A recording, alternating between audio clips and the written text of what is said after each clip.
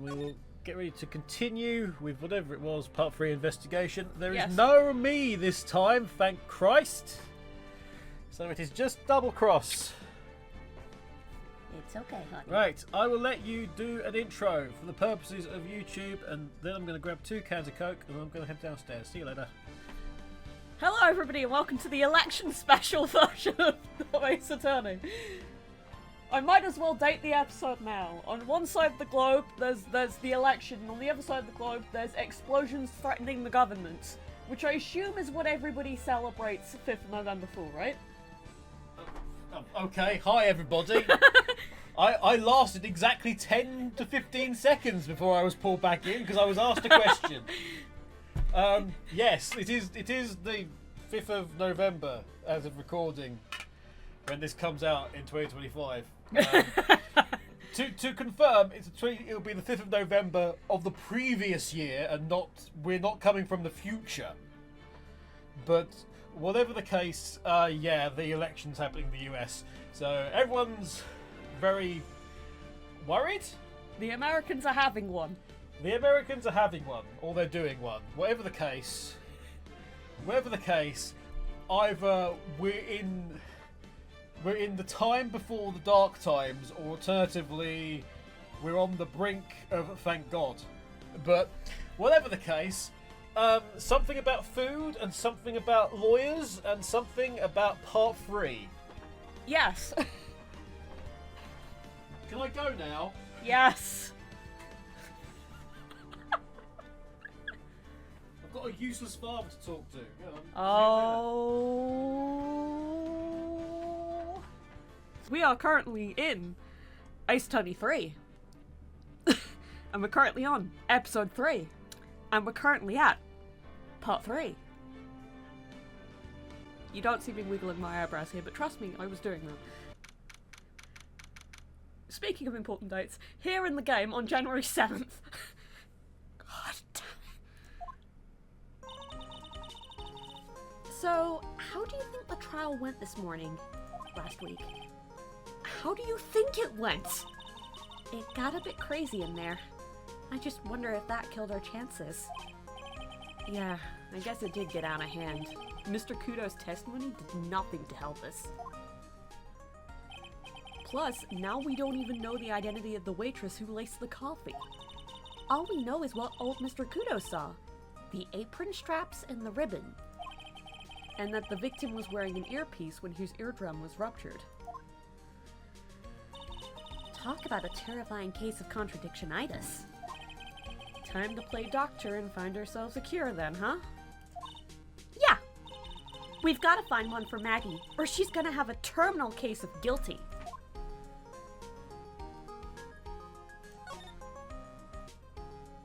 Should we talk to Maggie, or should we talk to DeSantis?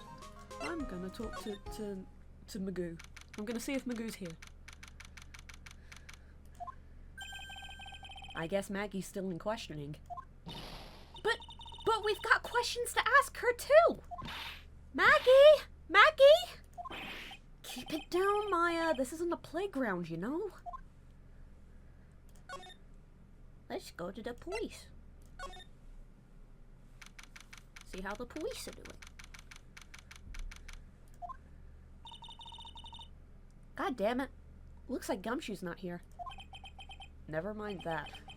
What's going on? It feels different in here somehow. You think? Yeah. Everyone seems to be on edge. What are you doing? Call in the officers for the briefing, quick! Can't you shut down the station's server? Chief, quit playing on the internet! But my email pen pal...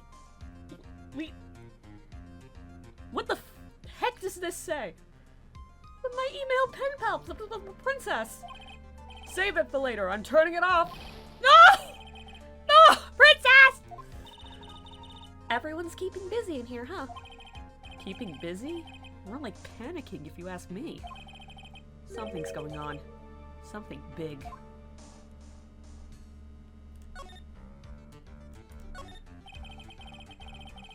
This must be the chief of the detectives. He looks lost now that the power to his computer has been cut. Oh well, I guess I'll just have to write her a real letter instead of an email. Alternately, you could write up some reports. Just a suggestion. Dear... Is she lead Asian princess? How are you? I'm okay. How was the show last night? Wow, what an awesome job. Maybe I should send in my resume and become chief. Oh boy. So it's hell over here. Let's take the in-between route and go to Tribulations. It is firm. Empty, as usual. Yeah, and it's lunchtime too. Not sure who this is. That's it, come on, come on, come on.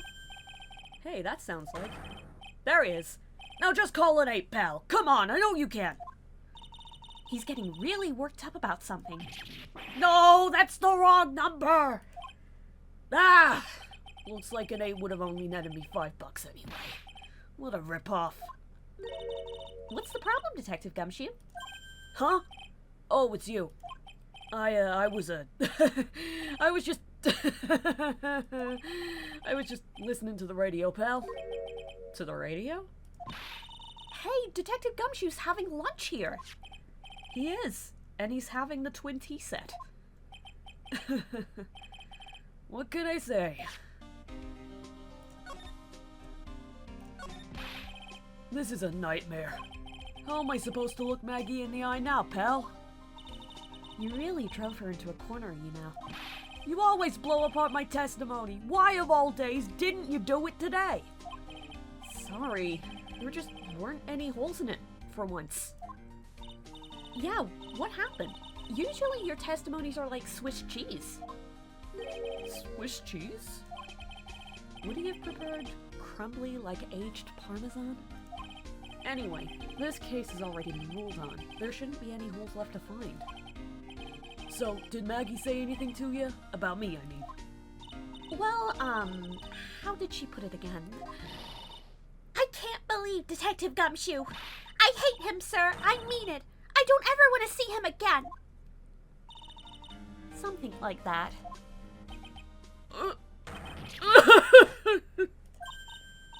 Detective Gumshoe, I didn't mean... Why is this happening? He's banging his head against the wall, Nick. Oh, man. Poor Gumshoe. You good? So, did you like the twin tea set? I've never paid that much money for lunch before. I was so nervous my hands were shaking. So? How'd it taste? Well, for $20, I guess. I don't know how to describe it, really. It was, delicate. Delicate? You mean you liked it? It didn't taste bad to you?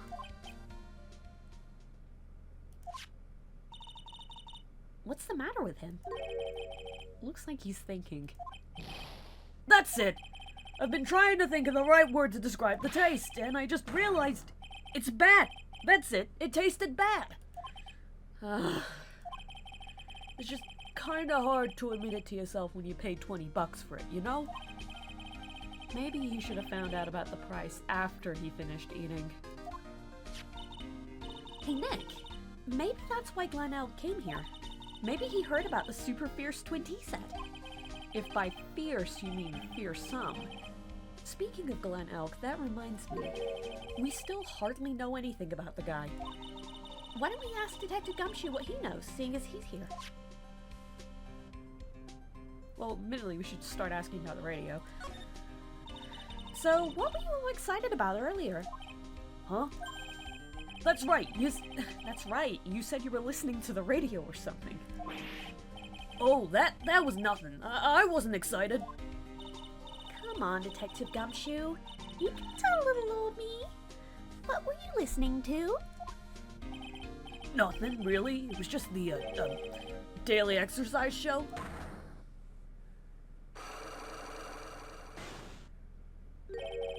What the? A cyclock? This lunch special's lobster sure is great. Then why are there tears in your eyes?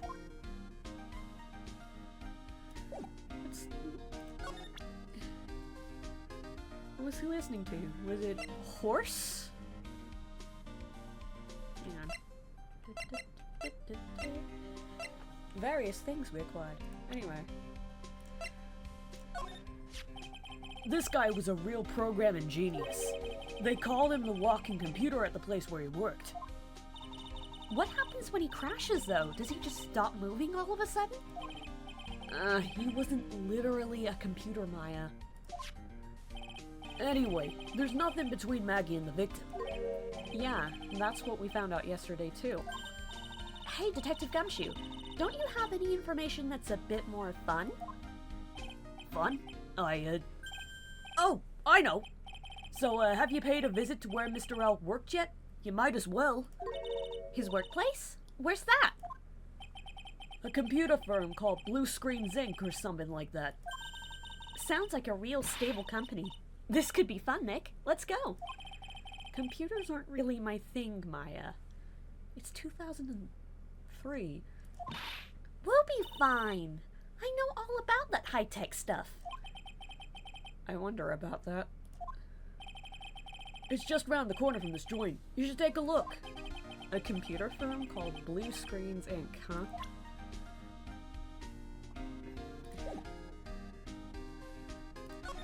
Oh.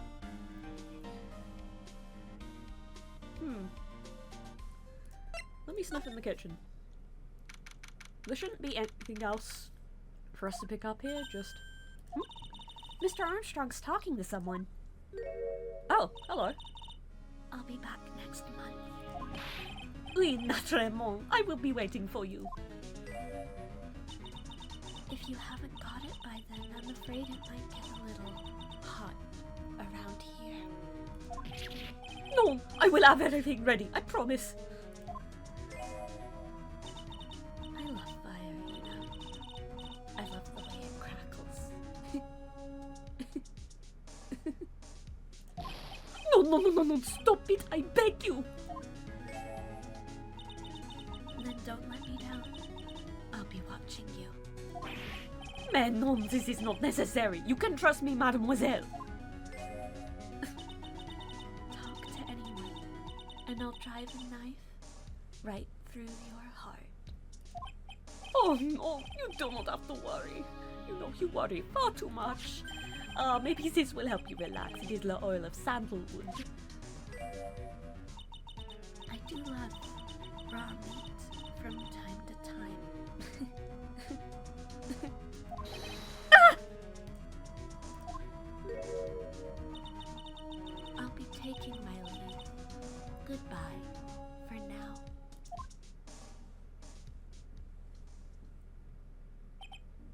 Ugh, I have the shivers. I must wrap some of my oil all over my body before I become a nervous wreck. There. Oh, that feels good. Ooh la la, excusez-moi, monsieur. My eyes! My eyes! Your eyes? If you have trouble with your eyes, you need this, la oil of sandalwood. Isn't this just the leftovers of what you were just using? You don't exactly have many customers, do you, Mr. Armstrong? No, you are right, monsieur. But perhaps that is the perfect time for you to visit me, no? That way I can give you my undivided attention and cook for you la dish supreme. Putting on a brave face, huh? That's what girls do, Nick. But you are right. Business is very difficult these days. Perhaps the name is the problem. People do not understand it. They think it is trade. I just wanted people to think that my restaurant was exclusive. But they think you just serve fast food on cheap plastic trays. Nick, that's the kind of thing that can make a girl cry. Have you forgotten that Mr. Armstrong is a complicated subject, Maya? But this restaurant is my life. It is everything to me. I will defend it to la finale. No one will take it from me. So, who was that woman you were just talking to? Oh la la, you saw that. Well, yeah. sorry.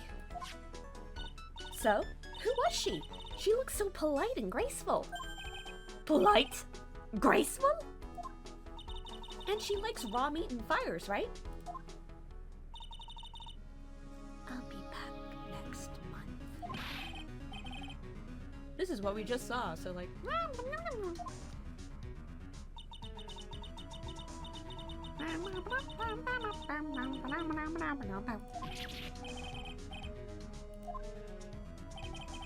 Now that I think about it... Hey, Maya... I think it's pretty clear what kind of conversation they were having. You think so? Well then let's show him that piece of evidence and see what happens. A piece of evidence?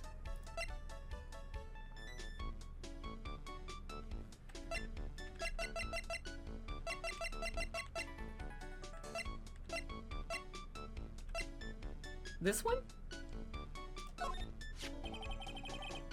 So long as that paper exists, I am but a delightful angel with the broken wings. An angel, huh? Doesn't bode well when you think about it. Oui, they kept harassing me month after month. In the end, I had to give in. I agreed to help them. Help them? With what? Bien sûr, if I did not owe them the money, I would have refused. But my hands were tied. Please, what did you agree to help them with? No, I cannot say. If I tell you that woman, she will slice me up and eat me with a salad garnish. Ew. I hope he doesn't mean he'll literally be sliced up and served with garnish. I'm gonna guess that woman has something to do with your loan contracts. Am I right? Please, Mr. Armstrong, tell us about that woman.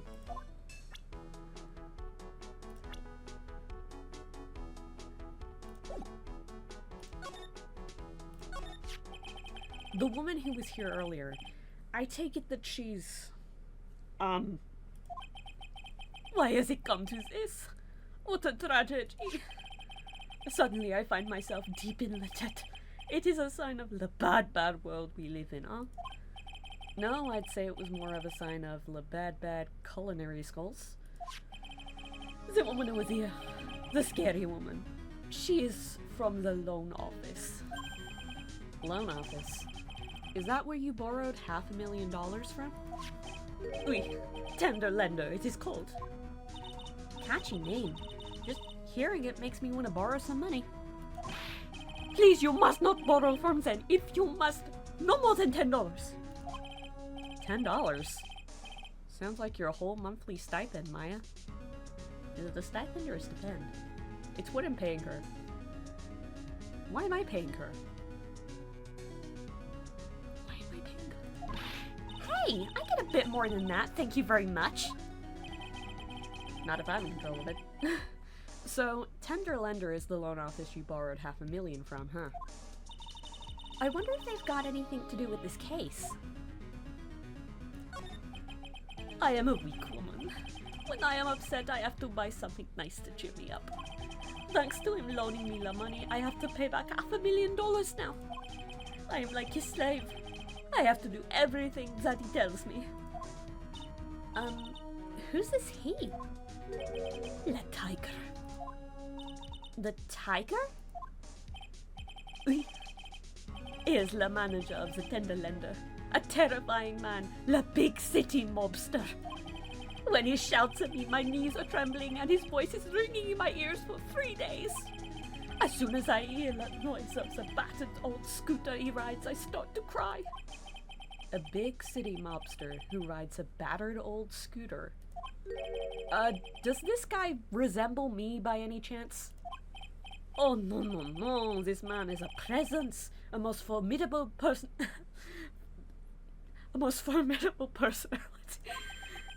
Although, he does have the spiky hair just like you.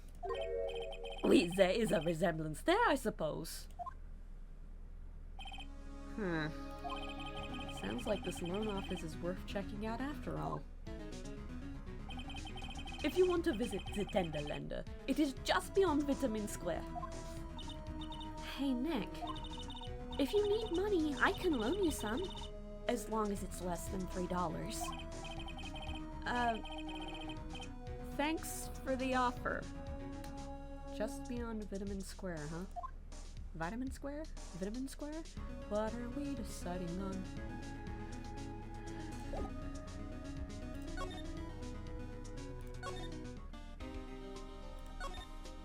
So, we have vitamins and blue screens.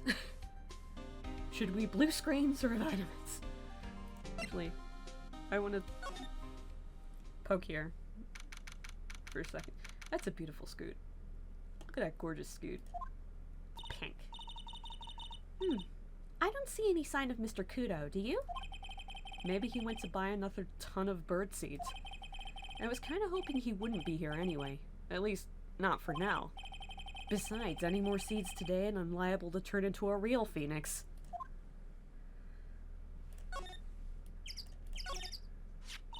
Hey, check this out! I wouldn't get too close to that if I were you. Otherwise, you might be in for a shock. My phony must be lurking someplace nearby. Just imagine, a tiger loose in the city! Meanwhile, the real phoenix is like an abandoned chick lost in a vast urban jungle. Huh? Don't worry.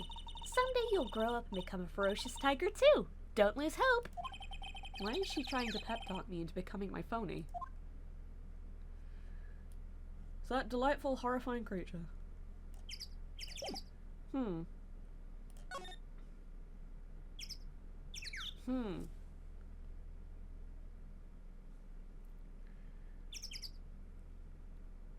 being butted at for a second, hang on.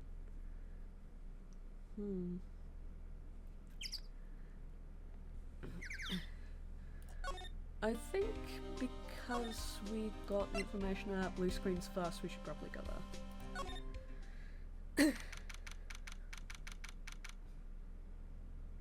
Horse? Wow, this place is so high-tech! You can almost smell the electricity in the air. It is a computer firm, Maya. They can't work without electricity, you know. Who are you? Oh, hello? I'm sorry. Access is restricted to authorized personnel only. This is a computer programming laboratory.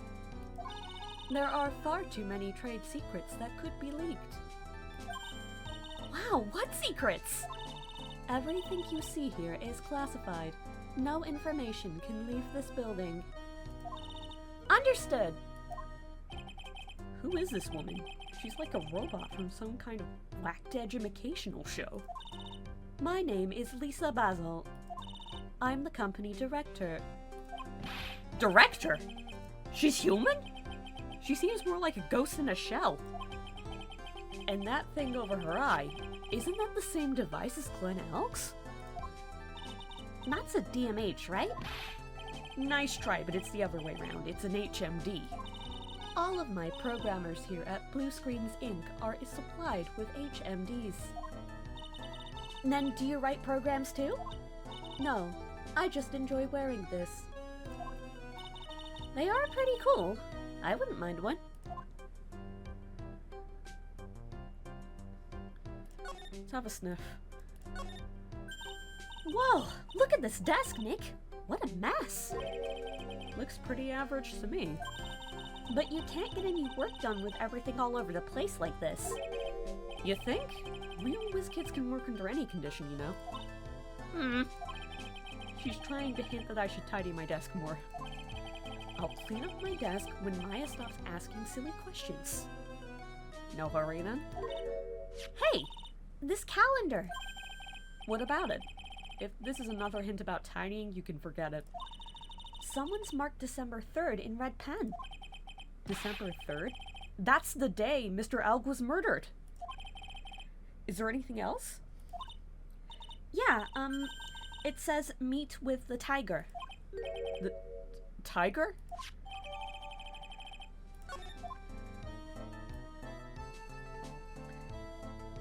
I think this man slept here on occasion. He's really pounding that keyboard, isn't he? Wow, I bet that's where the pro in programmer comes from, huh? I guess I shouldn't be resting on my laurels. Gotta expand my skill set and all that. Yeah, that's a good idea. Maybe I could become old CD's apprentice. And what about your spirit medium training?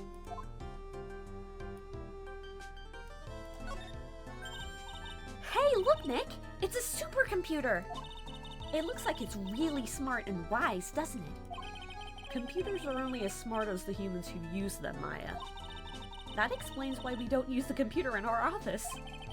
You work there too, Maya. Yeah, but at least I'm... Please, don't argue about something that's so trivial.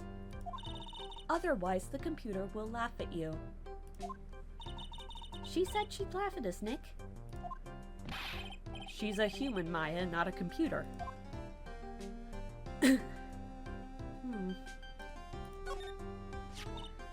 Wow, look at this mess! Looks like they're all betting tickets. What kind of betting tickets?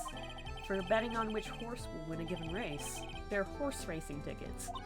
Oh, wow. His drawers are stuffed full of these. Looks like they're all losing tickets, though. There's over 500?! This many tickets would get you, what, $1 down at the recycling center?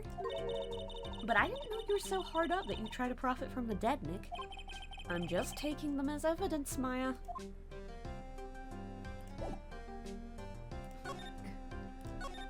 So, what exactly is this firm's business?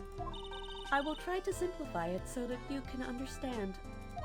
We analyze the data management systems required by certain branches of industry, and then deliver optimum operating systems and source-level components to them. Huh? You lost me on the corner of analyze and management. It doesn't matter, they analyze stuff. You got that much, right? The software we produce is distributed on CDs. CDs? Yes, compact disc, digital optical storage media. Of course, CDs are used for software as well as music. It is a small firm, but all of my employees are first-class programmers. Let's ask one of them what they are doing. Excuse me, what are you working on right now? I'm researching the impact of time-slicing common areas in multiple code and logical access to shared global variables. Obviously,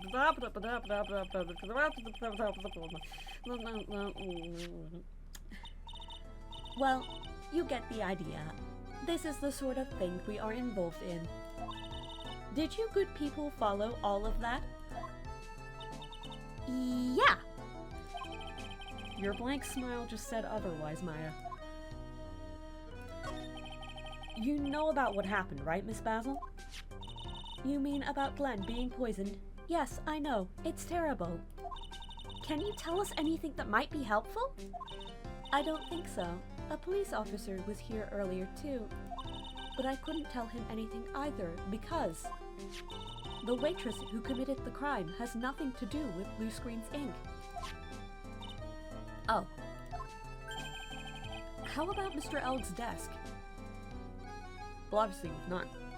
Have you cleared it out already? Well, I have, but... No, not yet. It's this one, right in front of you. If there's anything that might be useful to you, you are welcome to take it. Well, I guess I got that, retroactively. I feel like we shouldn't have been able to do that retroactively.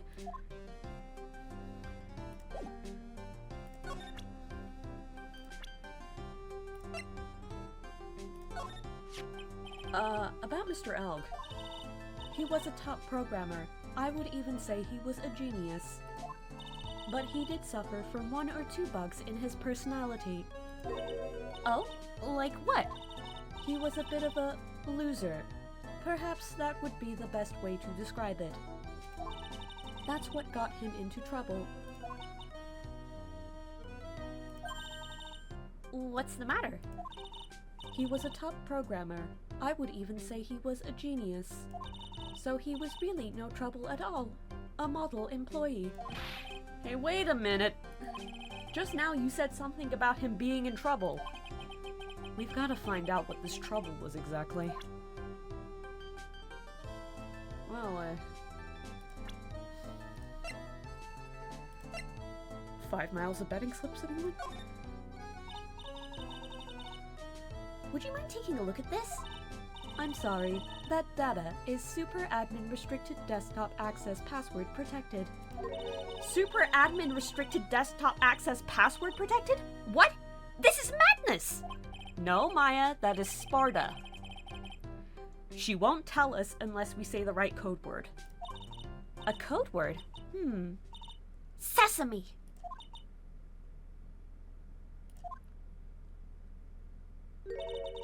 If it's not Sesame, then it must be her mother's maiden name. That's how it always is. There's no point in having a password if it's always the same thing, Maya. I guess she just doesn't want to talk about this. Maybe we should focus on asking her about Glenn. What do you say? We already have.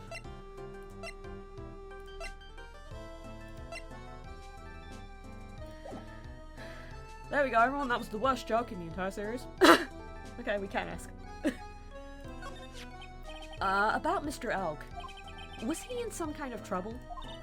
I'm sorry? Why would you think that? I thought you said something about it just now. You said he got himself into trouble because he was a bit of a loser?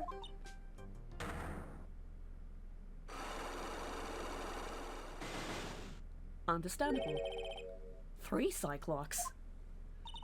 I guess Mr. Elg is like every other man with his own pile of secrets. Do you think we can solve this now? I don't think we can solve this now, but...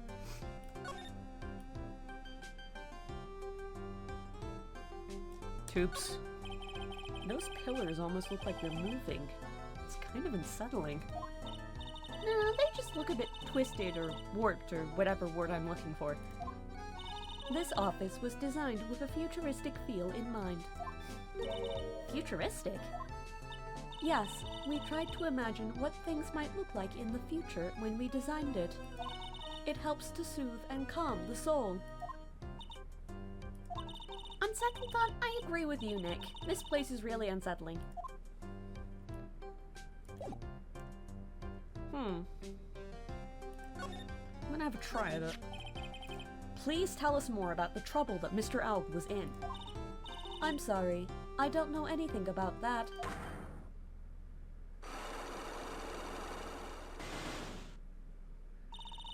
I do not pry into other people's affairs. She just gave us the dreaded professional business-like cold shoulder, huh? I need to find out exactly what the victim was involved in.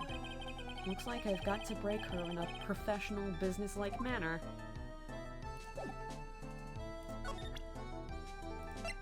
Why am I doing it like this? Can I tell her I'm a lawyer? That would be fun.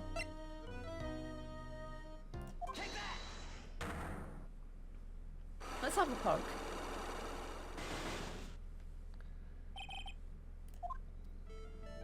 So, how about you tell me what kind of trouble Mr. Elk was in? I'm sorry, sir, but we don't deal with troubleshooting here. Perhaps you'd like to speak to someone in customer service. What you talking about?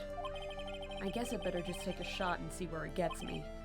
Miss Basil, let me ask you something. Did Mr. Elk's troubles have something to do with 5 miles of tickets? What is that? A bunch of horse racing tickets, all losing ones.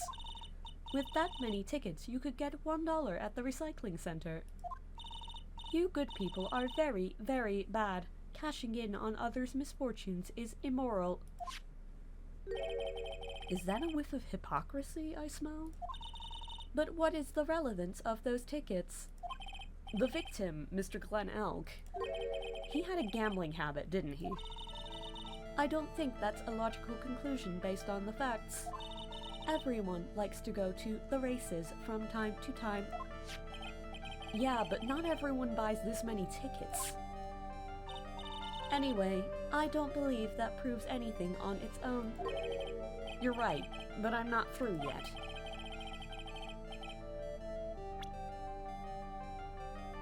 Mr. Alk's gambling wasn't restricted to horse races, was it? The lottery, horse racing, he bought a lot of tickets and lost a lot of times. That's gotta have hurt his wallet pretty bad, don't you think? Maybe bad enough to be the cause of some pretty serious trouble, perhaps? No! You are right. Glenn did have a gambling habit. You good people must not follow his example, do you understand? Trust me, even if I wanted to, I don't exactly have the money to buy any. But if you win, there's no problem, is there? And Glenn had a winning ticket, didn't he? For $500,000? Yeah, but it's hard to imagine how he could have been in trouble then, isn't it? It's true that Mr. Alk won $500,000 in the end. But that was his first stroke of good luck. He was in deep trouble before that. Deep trouble? What do you mean?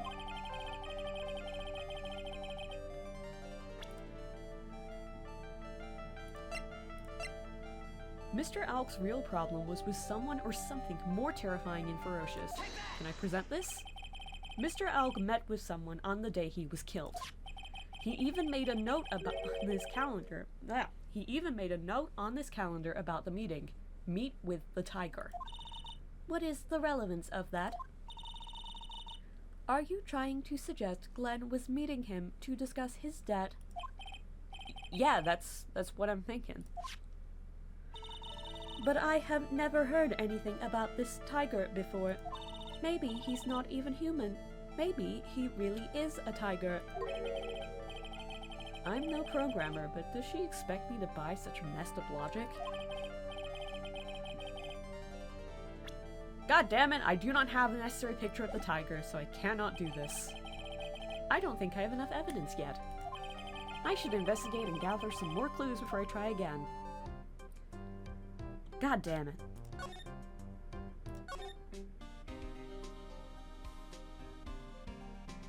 This doesn't remind me. What's going on in that radio? You know what? Let's go to the vitamins. And let's examine this tender ledger. Presumably to, like, get the picture of a terrible voice that I'm gonna have to try and do. Oh, look. Look at that. Look at that big Dharma doll. He's succeeded in his dream.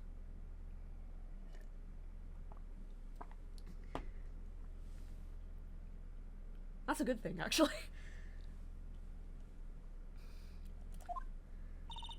This place gives off a really strange vibe, doesn't it? Looks like the tiger isn't in his lair.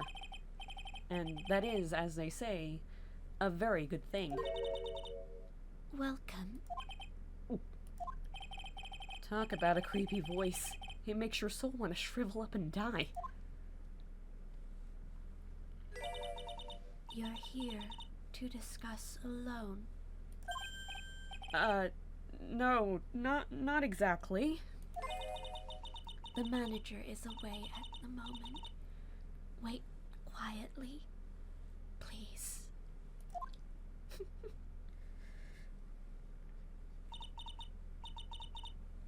She's gone. Just like that. I guess we'll just have to come back another time. But this is the perfect opportunity, Nick. This place reeks of suspicion. Come on, Nick. Let's take a look around, okay? Do you think it'll be okay? Of course. No one will ever know. Coffee? Ah! I'll leave it here for you to enjoy quietly. Yeah, thank you. Do not touch the desk, please.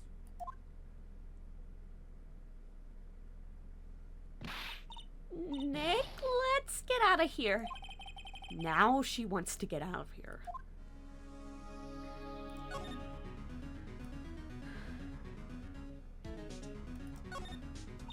Let's see. This round doll thing is called a Dharma, I think. I figured I'd read a book or two and be more cultured. In case you're wondering. You mean you weren't making stuff up for a change? I bet you also didn't know that no matter what, he'll always right himself. Go on, Nick. Give him a good shove. Only if I feel like dying. Now, this yellow thing, this is a Japanese chess piece. I think it's a king? Not that I'm an expert or anything. I'm more of a reversey person, you know? Assuming she knows what she's talking about, these aren't exactly your typical mobster wannabe items. They're not trophies, are they? Hey! There's a piece of paper sticking out from under here. What is it? A repair bill?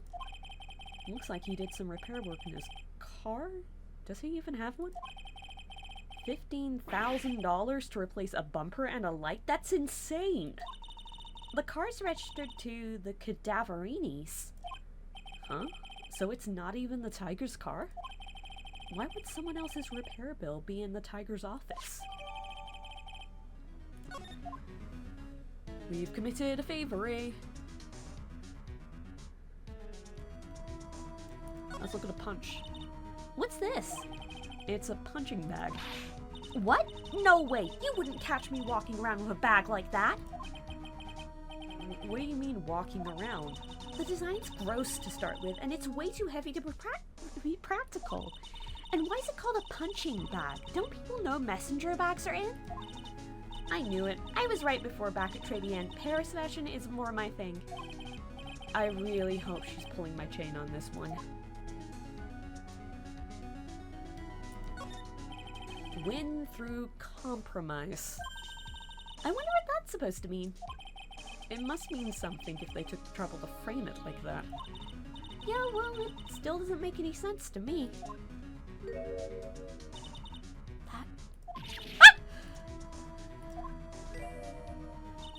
That's Tender Lender's guiding principle. Oh? Compromise the customer to win. Oh, I see. How about you, Nick? Yeah, well, as long as we don't have to compromise my hair, I'd say we're okay. That's one slogan no business owner should ever explain to their customers. Oh, no, someone's dropped the ashtray on the floor. That's gonna be a nightmare to clean up. Yeah, it's all over the rug and everything. I accidentally knocked over a really big space heater once. Cleaning up was such a pain. It was one of those super antiques where you have to burn a ton of charcoal. How did she manage to knock one of those over? Aren't they supposed to be super heavy? Oh, hey! There's a book of matches here, too. Matches, huh? Places don't give those out much nowadays. Hey, wait a second. What is it? Look what's printed on its cover. It says Tribulations. These matches could come in handy. We might be able to use them. In court, right, Nick? Yeah. The pilot light for the office boiler keeps going out. Swing and a miss, Maya. Swing and a miss.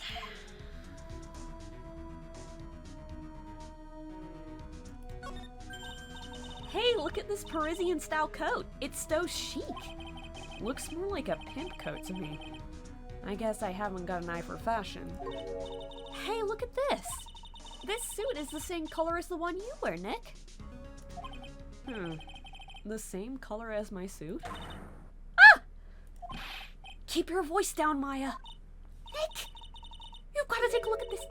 Some cake. Ah! I'll just leave it here for you. Yeah, sure. Thanks. Just wait here quietly. Otherwise... Sure. Did you hear that, Nick? Wait quietly, she said. Yeah, sure. I have my eye on you. Only so I can take care of you. Understand?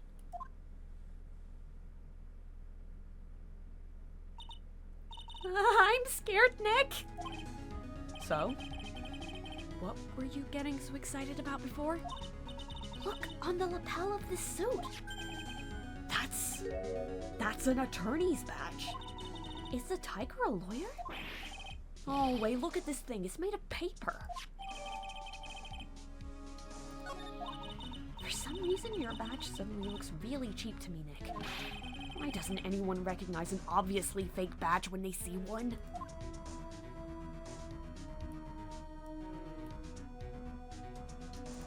Back in gold. There's a CD player on the desk, but the desk is so loud it's a wonder you can hear it. The lid's open. I wonder what kind of music the tiger's into. Have you finished the coffee? Yes, thanks. It was lovely. So, you drank it all?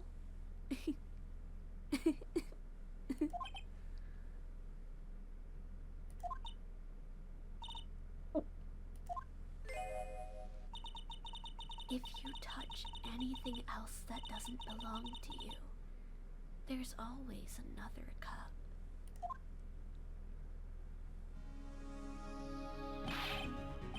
That coffee, it was laced with something, I'm almost sure of it. Nick, my stomach, it's killing me.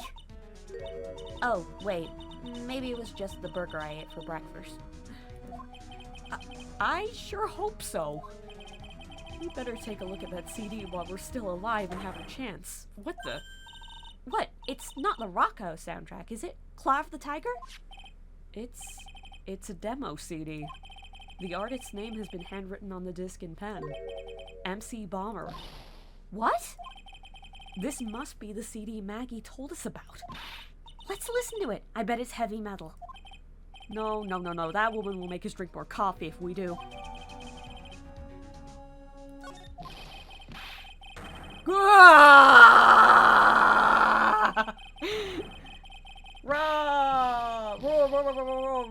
Meow. Come out from under the desk, Maya. What are you two snooping around in my office for? Nothing. We were just... My rigid carpet! You just got ash on my rug. You're gonna wish your ugly feet never came through my door. It wasn't us. It was already like... You wanna argue with me? Is that what you're doing? You think you can take me on? I'm gonna flatten you two into pancakes and turn you into my new rugs. Ah! Oh. Don Tigre. You're back. That voice, it's like evil seeping into your head through your ears. I'm sorry, Don Tigre. I knocked over that ashtray earlier, and... Has she got a death wish or what? Oh, right. Huh? But forget about it, Violetta. It's not... What? I ain't gonna get mad at you. You're too cute, you hear? That's so unfair. Here, have some cookies. I just baked them. And you'll need some strong espresso while you're discussing your loan.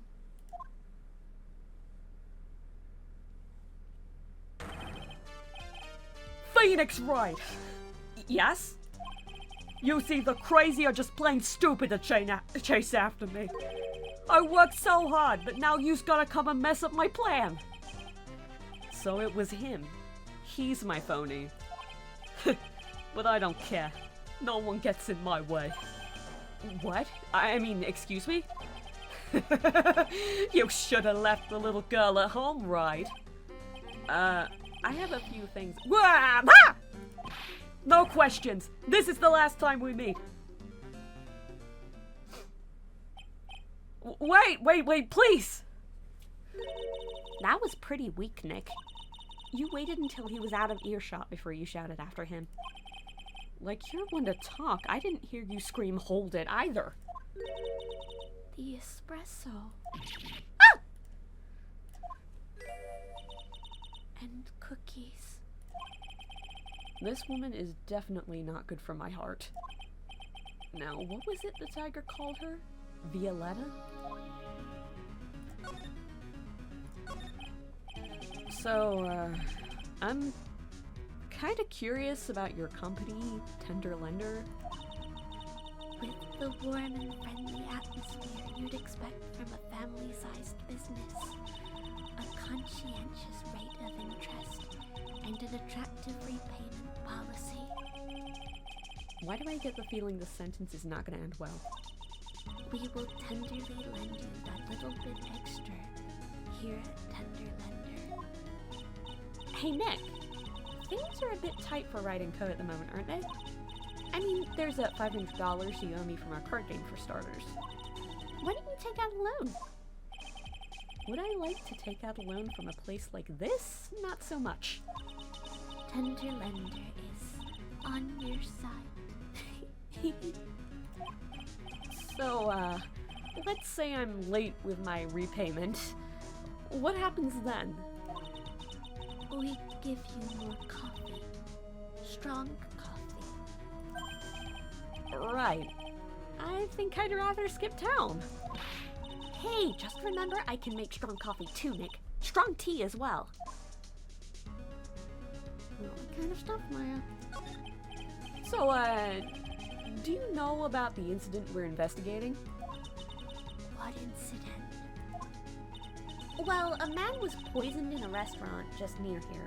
That incident. Let me see. I was here that day with the manager.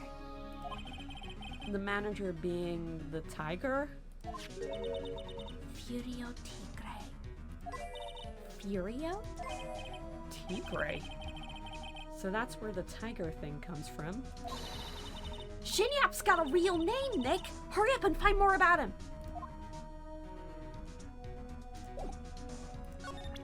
Shinyap.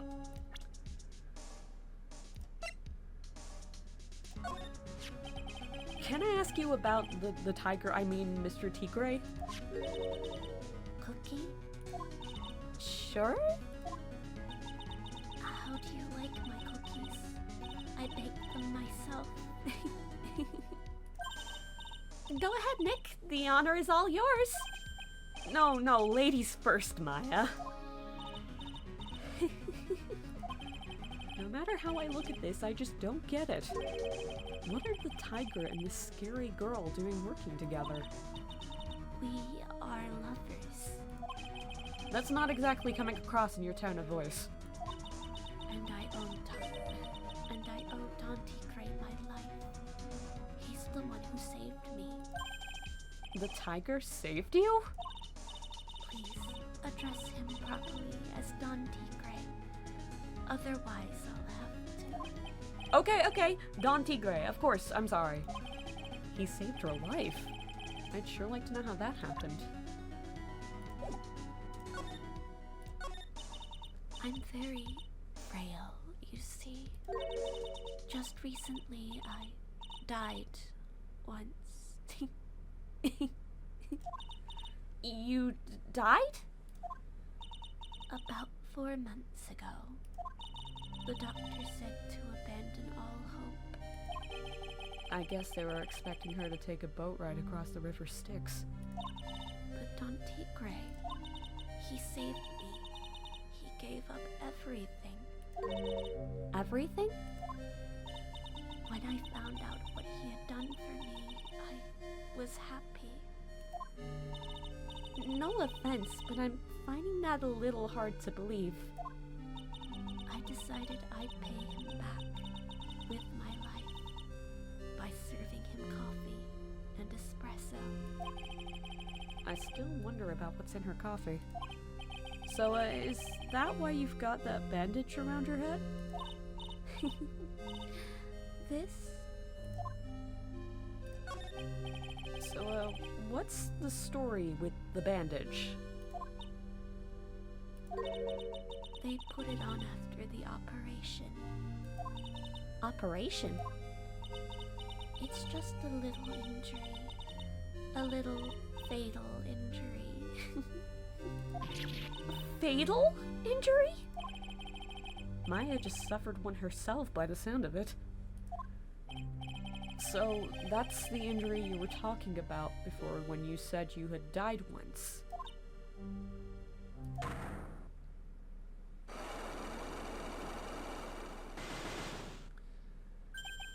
Huh. She really creeps me out, Nick. Same here, but we've got to find out the truth.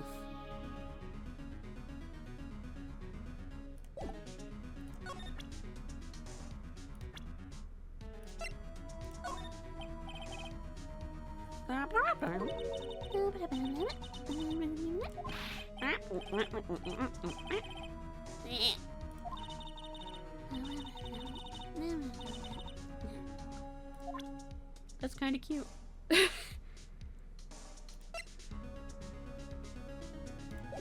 Can I say she's kind of cute? Can I call her cute? Am I allowed? Let's check the first. Am I allowed? Shit. Age? We don't fucking know. Bitter, she's cute.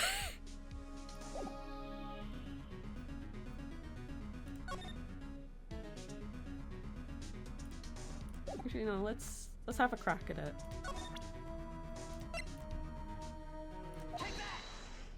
Let's have a crack. Let's get our bearings. And then we'll keep gunshots on it.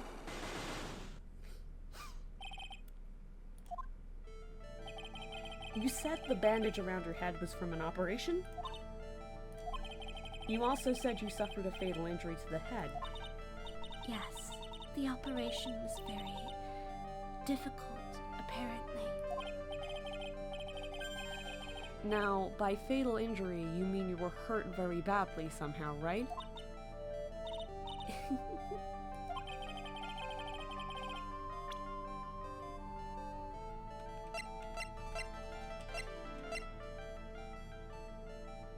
Did the fatal injury have something to do with...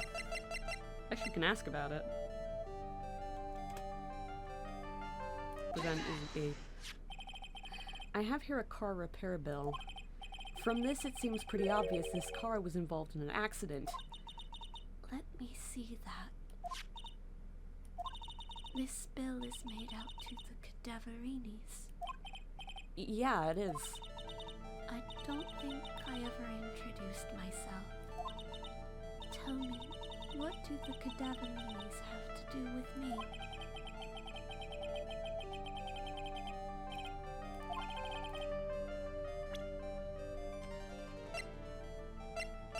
Yeah, we do not have that information.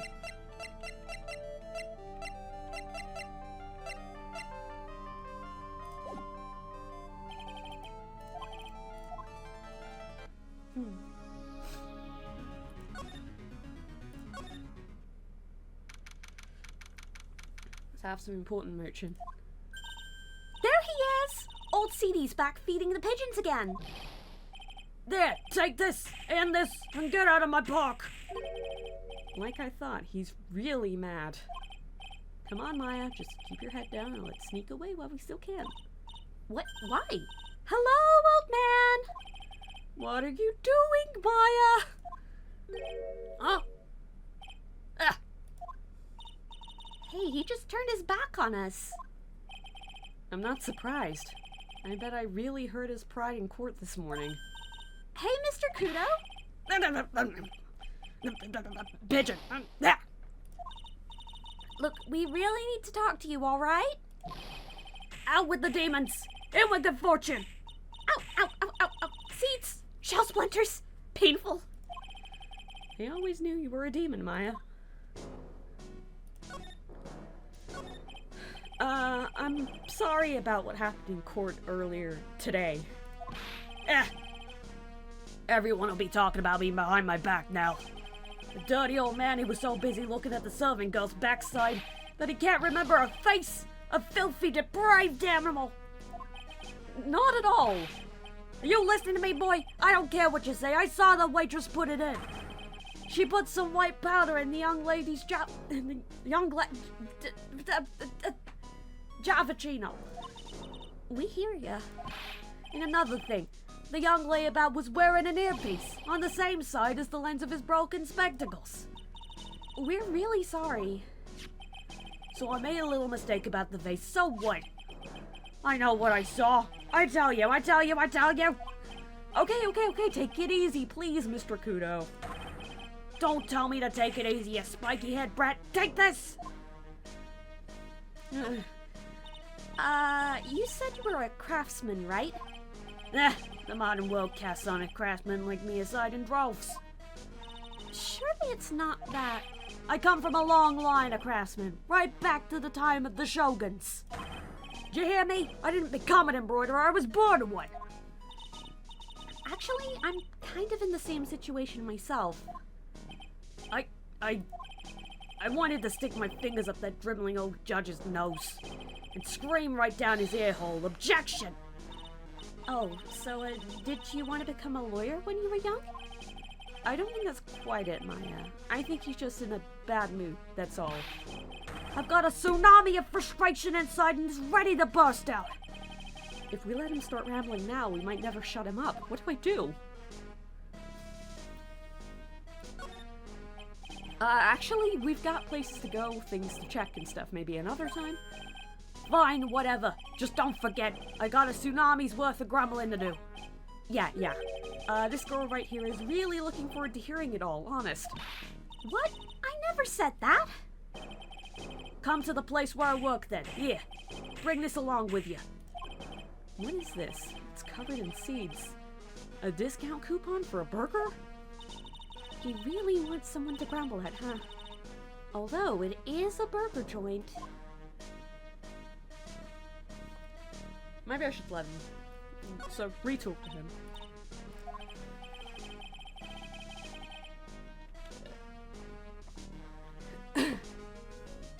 Alright.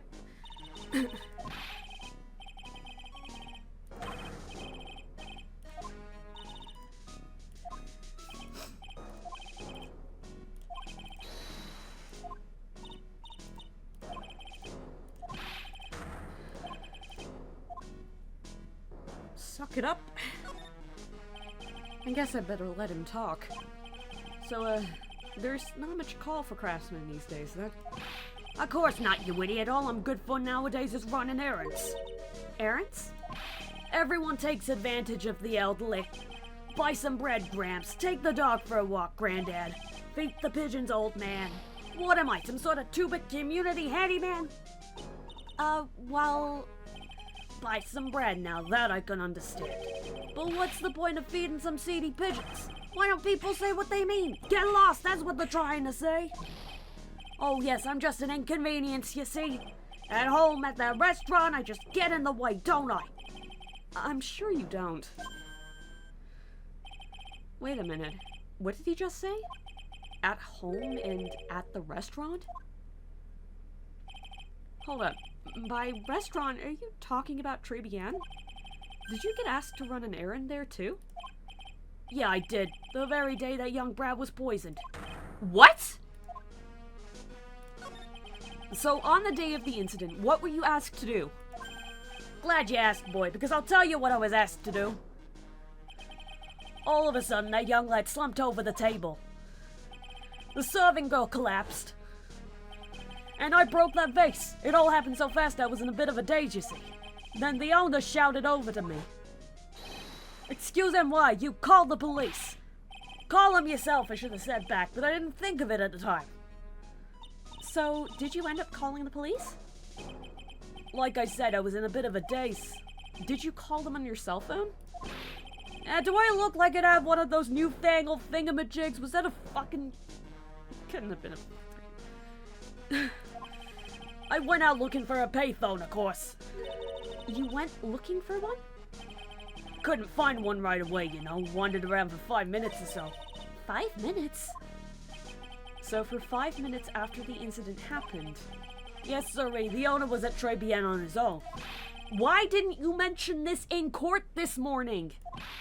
Well, I would have if you'd given me the chance. But you all bullied me out of the courtroom.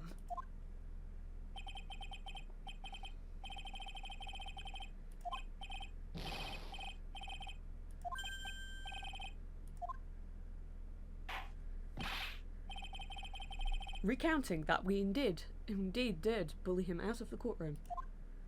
It's not my fault. You're the ones to blame. You could have at least told us before we got to court. Is it really that important that Mr. Kudo was the one who called the police?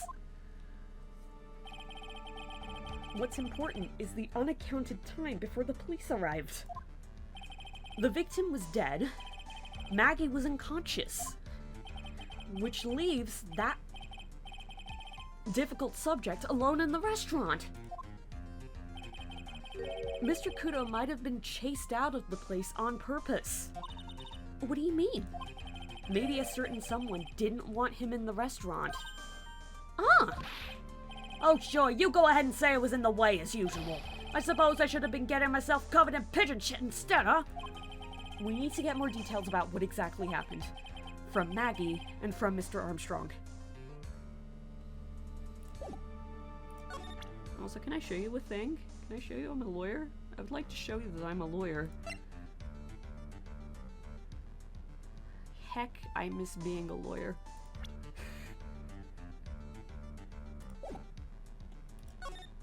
But I think we're talking like hustle at the moment. Hi, sweet child.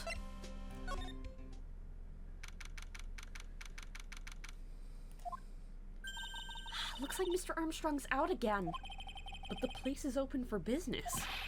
You can't have an open restaurant without a chef. Hey, it's not my fault, Nick. Don't take it out on me. Only a couple of minutes after the incident happened, Mr. Kudo left the scene, leaving Mr. Armstrong here alone. Missing when we need to talk to him the most. Maybe he's trying to avoid us on purpose? Beautiful knives, beautiful pots, beautiful assorted spices, beautiful book.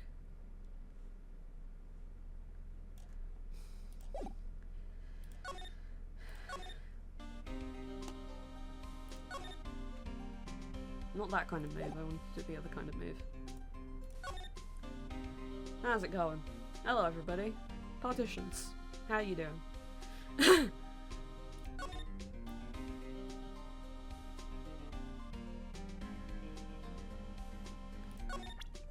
Gummy only has like one, so let's see how this goes.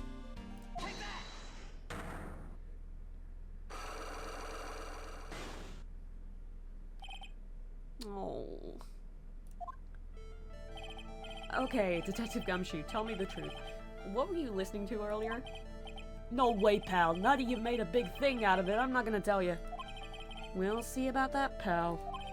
Considering all the noise you were making while you were listening, it's pretty clear what kind of radio program it was. I'd say it was related to... Does that count? Wait, no. No, it's the other kind of betting. Ow! My soul!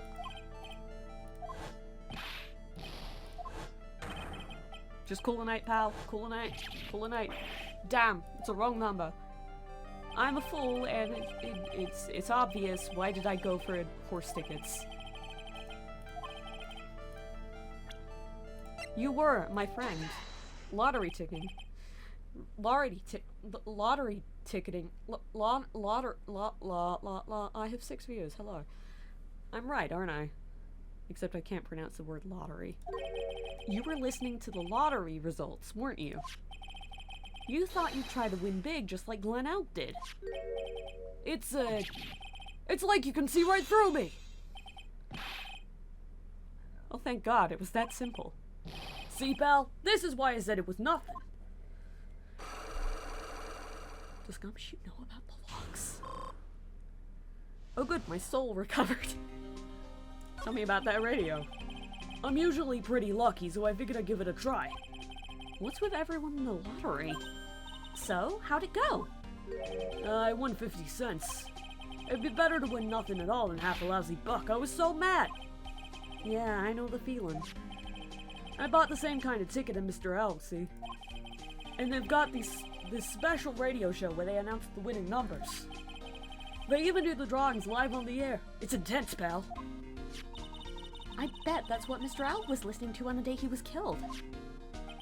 Yeah. What time is it now? It's, oh shit, it's early. It's just after 1:30. Oh my god, we've got so much done. And are the lottery results always broadcast at the same time? Yeah. Look, I got this flyer when I bought the ticket. Millionaire Radio. Experience the most thrilling 10 minutes of your life every Monday at 1 p.m. Millionaire Radio. That sounds cool. I want to try it, Nick. Then buy a ticket, Maya, with your own money. Your stipend or shit. Well, I'm gonna head back to the precinct now. We've got a big meeting starting in a bit. About Maggie's case, you mean? No, that's pretty much wrapped up now. There's another big case going down at the moment, so she's been pushed aside. Okay, well, see you later then. Bye! We've cleared one man. Pardon? Yes? Honey? You'd better get going, detective, or you'll be late. Actually, I kinda got a favor to ask. It's a big one. A favor? Yeah, it's for, Maggie, actually. I was kinda hoping, you'd give this to her for me. What is it? It's a lunchbox. I got up early so I could make it. I've been real worried about her. She looked like she'd lost a lot of weight. Detective Gumshoe? How many weenies are in here? There's not a person on Earth who could down this much meat. You think? I love weenies. I can't get enough of the tender juiciness. So, will you give it to her? Took me ages to make, so please say you will, pal. I can't exactly say no, can I? Plenty of weenies. Maybe I'll eat it myself if I get hungry. Don't forget, okay? I'm counting on you to give that to Maggie. He's finally gone. I'm gonna assume that opened up the flag to get Maggie though.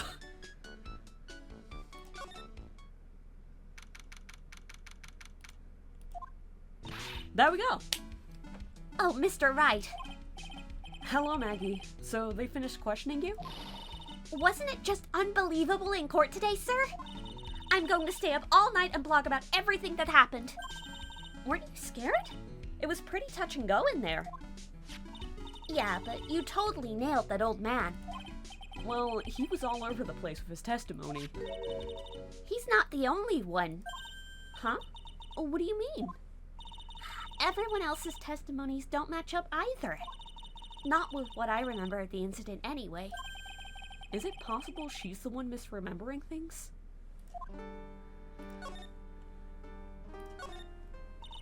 Maggie, you know how you said that everyone else provided testimony that doesn't match up with what you remember? Yep. There are just so many things that don't seem to add up. The biggest contradiction is the other guy I saw at the victim's table. He was the one who slipped something into the victim's coffee. I'm sure it was him. But didn't Mr. Kudo testify earlier today that it was the waitress who put some white powder into the coffee cup? So you really think it was this disappearing man that did it? Well, he's not the only thing that disappeared. The CD vanished as well. You know, the CD with the writing on it. Oh yeah, the MC Screwdriver album, right? It was MC Bomber, Maya. That name was scrawled on the sports paper as well. They never did find that CD at the crime scene, sir. Or the victim's medication. That's gone missing too. Ouch, my head. This is getting way too complicated for me. You said that you passed out when the victim, Glenn Elk, collapsed, right? Yeah, it's so embarrassing. I mean, I used to be a cop. When I came to, the restaurant was buzzing with police. And before I knew what was going on, they arrested me, sir. So between the time the victim collapsed and the time the police arrived on the scene, you have no idea what went on at Tribulations. Nope, no idea at all. Why? Is it important, Mr. Wright? The other witness, the old man from the park, was pretty much chased out of the picture. Chased out of the picture? What do you mean? Old CD wasn't inside the restaurant because he was told to go call the police. Exactly. And you, Maggie, were unconscious. That means Mr. Armstrong was alone in the restaurant for a brief period of time. No. You don't think Mr. Armstrong set me up, do you? When you consider the facts, it's hard to imagine that Mr. Armstrong isn't involved in this at all. Ugh. It's like the master biting the paw of the dog that it feeds. Are you sure about this, Mr. Wright? Well, the old man said as much when we spoke with him earlier. I don't know. The things that man says don't add up for some reason, sir. Maggie looks like she's trying to figure something out. Maybe we should ask Maggie exactly what she knows about old CD.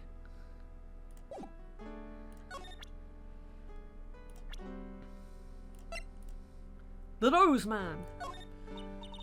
I feel much better after the trial this morning. I've been a bit of a courtroom proceedings addict for years now. It feels like forever since I saw a witness as slippery as that old man. He's not really that bad of an old man, though. Still, I feel a bit uneasy. Huh? I thought you just said you felt much better. Maggie, if there's something on your mind, you've got to tell us.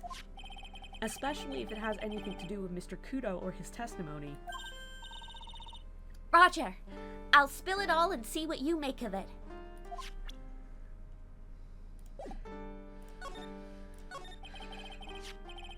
Is there anything about Mr. Kudo's testimony that stood out as odd to you? Actually, yes. The fact that he was even testifying to begin with doesn't quite what? Well, when I took the coffee over to the victim's table, it's true there was another customer in the restaurant. Yeah, we know that already. It was Victor Kudo. But I can't really say it was an old man. Okay, then how about calling him a really old middle-aged man? No, age isn't the issue. The other customer was a woman. A woman? Are you sure, Maggie? Well, I'm not 100% sure, but I think so. So, what did this woman look like? She was sort of creepy. And she had a kind of cackling laugh. Creepy? Cackling? Why do I get the feeling I've come across a woman like that recently?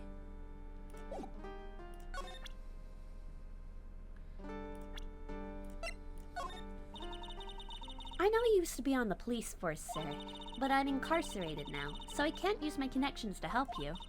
All I can tell you about now is info about ex-cons or the clientele of Tribulations, sir. Aw, don't let it get you down, Maggie.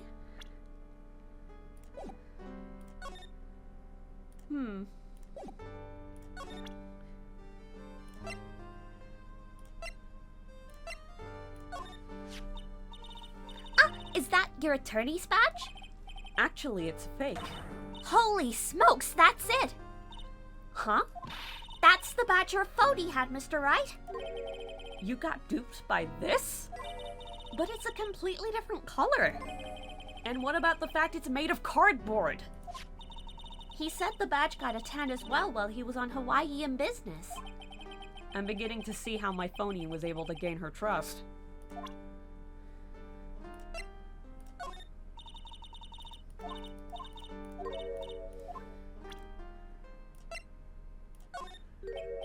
Oh yeah, I've got something you're gonna love. Really? What is it? A lunchbox just for you. Here. Wow, a lunchbox. Weenies, too. I can't believe it. Thank you, sir. Did you make this just for me, Mr. Wright? Nah, it was Detective Gumshoe. Who else would make such a nice lunchbox for you? Detective Gumshoe. He's really worried about you. It looks like he put a lot of effort into making this, too. I can't accept it. Detention center rules. No gifts allowed, sir.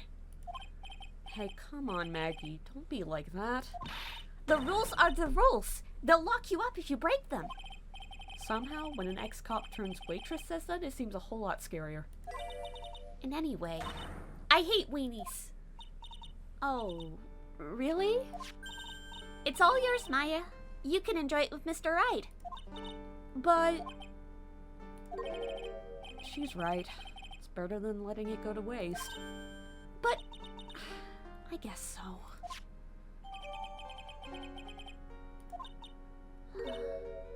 Well, how was it? That hit the spot. I love weenies. Oh, good. I'm glad I gave it to you then, sir.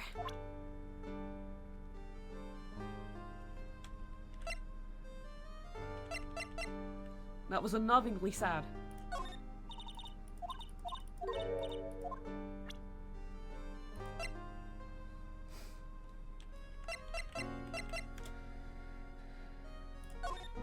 Do you recognize this? Oh yeah, that's from when I was carrying a customer's breakfast over to them. The ketchup splotch, you mean? My whole face was fire engine red thanks to that stuff. But you spilt the ketchup on your apron, didn't you? I don't see how... The ketchup-covered omelet went flying and hit the customer in the face. Oh, talk about a tomato red face. Makes me wish I could have seen it myself. Yeah, I guess. It was kind of a sight to behold. Potassium cyanide. I've never heard of that poison before in my life, sir. Okay, maybe I have. But I've never seen it before. That's the truth. I wouldn't even know where the nearest potassium cyanide dealer is in the first place. Potassium cyanide dealers? Sounds like another group of drug pushers to avoid. In any case, this definitely isn't something you can pick up just anywhere. Ooh, curse my rotten luck. The criminal must have stuck the bottle in my apron while I was unconscious.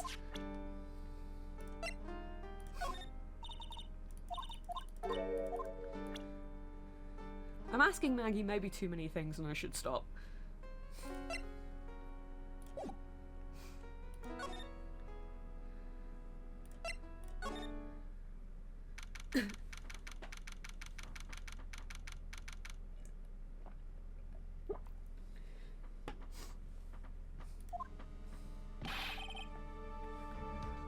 Oh no, the main server just went up in smoke. The press conference isn't set up yet. The superintendent's here already. And there's a problem with the internet? I already told you to stop using your... But I'm watching videos online. I'm catching up on my soap opera. He needs... Oh no. He wants to watch his J-dramas and his K-dramas and his C-dramas. The internet is gone again. Just when some young guy was about to confess to his son's hot truck. Oh, juicy. Wow, this place is really buzzing. Something must be going down. Something really big. Huh? What are you doing here, pal? Detective Gumshoe! You can't be here right now. You'll be roped into the briefing if you stay. Huh? We've got big problems here today. Why? What's going on? It's a virus! A virus! A virus? There's a virus ripping through the precinct's computer system. But I really need to ask you some questions. Okay, I'm only gonna say this once, so listen up. Yes! No matter how poor you get, never borrow money from a place like this, you hear? Okay. If you got money trouble, just go on a diet of instant noodles and hang in there. Well, we're not thinking about borrowing money, Detective. We want information. Oh, was that all? Well, let's see. Tender lender is considered to be even fishier than the average illegal loan shark. And it seems it ran into trouble just recently. Those guys have been pretty heavy-handed, calling in all their debts. Really? Don't go poking your nose around their business, pal. You'll really regret it if you upset that lady. Alright, I get the picture. Hey, wait a minute. What did you just say? That lady?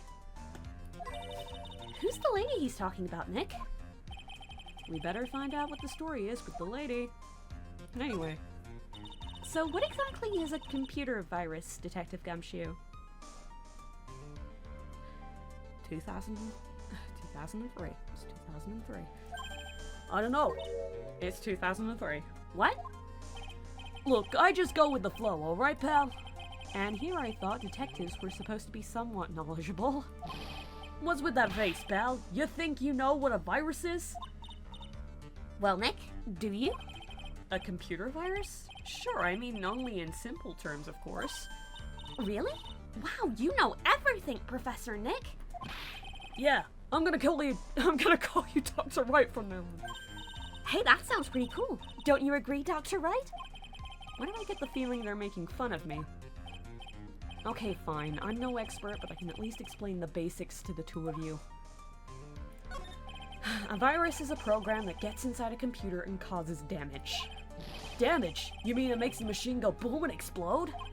No, the damage is, well, it's all internal. So the inside goes boom, right? Imagine all the case data you've got stored on your PCs here in the station. A virus could wipe out all that. That's the kind of damage I'm talking about. Whoa, that's scary. Yeah, and what's even more scary is that viruses are infectious. Infectious? Most computers are connected together on a network, right? A virus can move from one machine to another over the network. So the virus just keeps spreading faster and faster. Just like a real virus, huh? But, Nick, why would anyone want to make a program like that? Yeah, takes ages to type in all that data. Why would you want to destroy it, Belle? No, people don't infect their own machines. They send the virus to someone else's. What? That's horrible. Oh, I get it. It's like you sneezing on Mr. Godot so he catches a cold. Right, then he wouldn't be able to turn up in court because he'd be too sick. You really shouldn't do stuff like that, Nick. It's wrong. Who? What? Where? Why did the conversation jump to talking about me? Anyway, that's what a computer virus is. A bad program that causes damage. And all the different viruses have names, right? I kind of feel like I've heard the name of the virus we caught somewhere before. The name of the virus, huh? I feel like I've heard of it before too.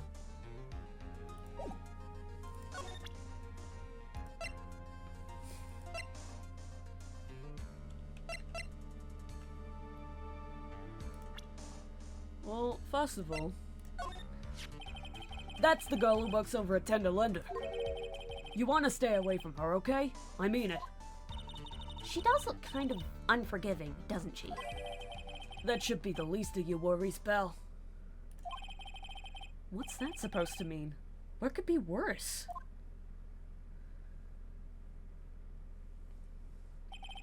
Her name's Viola Cadaverini. She's the only granddaughter of Bruto Cadaverini. Bruto Cadaverini? Do you know who that is, Nick?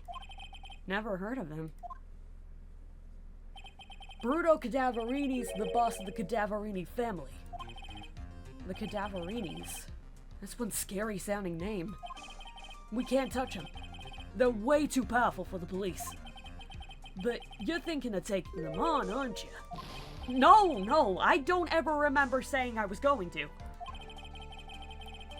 I better get some more info out of Gumshoe about this family. I also gotta show you this guy. Oh, this guy. The tiger. Is he famous? Yeah, this guy's not a loan shark, you know? Nope, he's a big lone cat. Hence the name. Don't pay him back, and you'd better say your prayers, because he'll eat you alive. You're shaking, Detective. Like a leaf. I'm just, you know, kind of on edge at the moment, if you know what I mean.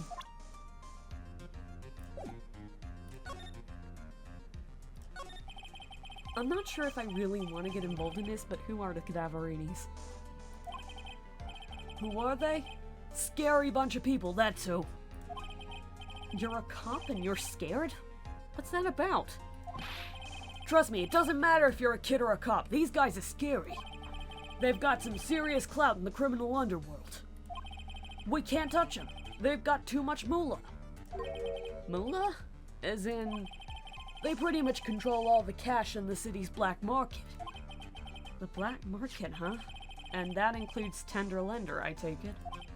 Sure, no one stands up to Bruto Cadaverini, and I mean no one. Interesting.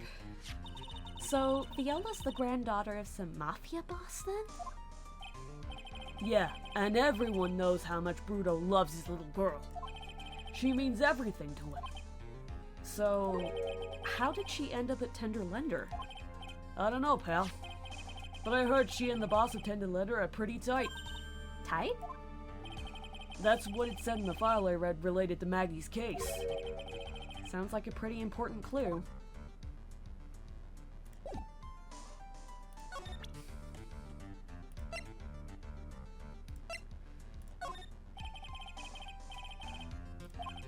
Do you recognize this? No. I thought you said you were gonna help us out.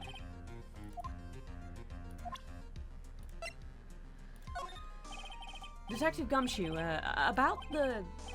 What? I'm trying to concentrate on Maggie and the virus right now, so... Whoa!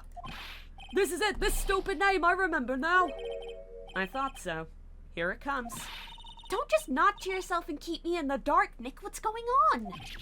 It's okay, Maya. You don't have to cry about it. The name scribbled on that sports paper and written on that CD. That's the name of the virus. MC Barber. What? Yeah, the virus that's just infected every computer in the station, pal, is MC Barber. Can you give us any more details, please? We already knew about the MC Bomber virus from a while back. A group of criminals issued a series of demands to the head honchos of law enforcement. They threatened to release the virus if their demands weren't met. Who are they? I don't know. Some hotshots from the criminal underworld would be my guess. And now the virus has been released, huh? Yeah. It's in every computer and every public office in the city. Everyone's going nuts. They're hopping around like they're dancing at a carnival. All this stuff for criminals and viruses. It almost feels like we're in a sci-fi movie. Apparently, the programmer who made the virus was a real genius or something. The focus right now is on tracing the root of this virus in the black market. You mean someone put this virus up for sale? Yeah, and because this one's so powerful, they're estimating its price tag was in the millions of dollars, pal. In the millions? A virus can be worth that much? Ah, I can't believe it! I almost forgot the most important thing. And that is? You know, the lunchbox. How did everything go? Lunchbox? You remember. The weenies. Oh yeah, those weenies. So, how'd my weenies taste when they went down the hatch? Huh? Well, it was delicious? Yeah, that's what she said, really? Well, not exactly. Don't worry about it, pal. I figured something would happen, so I came prepared. Prepared? What do you mean? I made a jumbo lunchbox. Oh. Do me a favor again, huh, pal, and deliver this? This sure is a heavy burden, in more ways than one. I can just imagine Maggie's little eyes sparkling with joy when you bring her that. Weenies again, Nick. Tell me we don't have to eat all these, too. I really can't eat anymore. Weenies.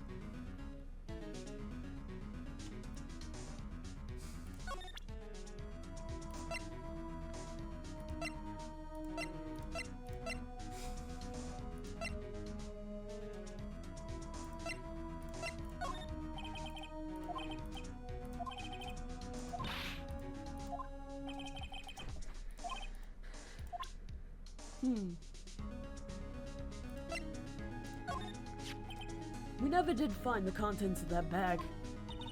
It was medicine for Mr. Alex's ruptured eardrum, right?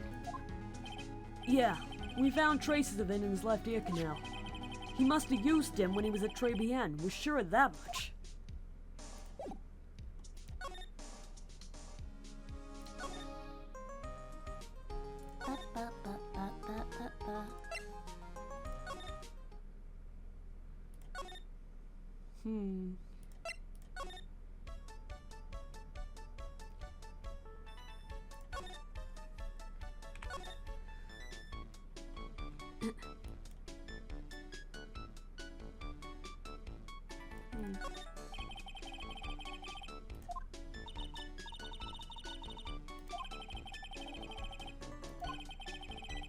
Don't lick the tablecloth, okay, Maya? Why would I lick the tablecloth? I'm not a cat. Then why can I picture you doing this? Stop smiling.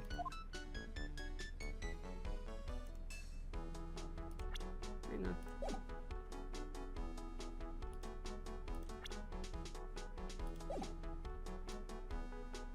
Yep, I have lost direct control. Oh.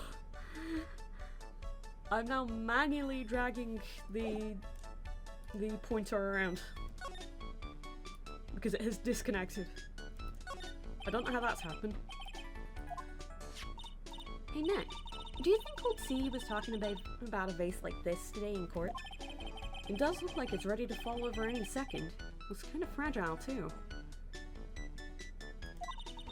I bet if Mr. Armstrong charged $10,000 for every vase a customer broke, he'd be able to pay off his loan really quickly. If you hit people with that kind of bill, Maya, they will hit you back.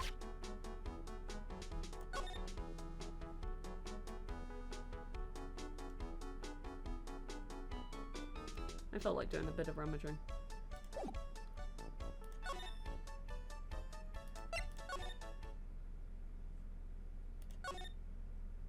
Nope, it is completely desynced. That's incredible.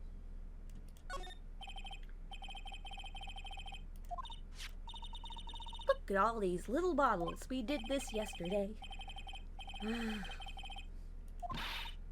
Let's see. 100. They're all the same. Delightful. Has the poetry updated? Now, this is one large mirror. I bet this is where he makes himself look pretty. There's a book on the dresser. Clarice Armstrong's bedtime literature. It's a collection of poems. Printemps.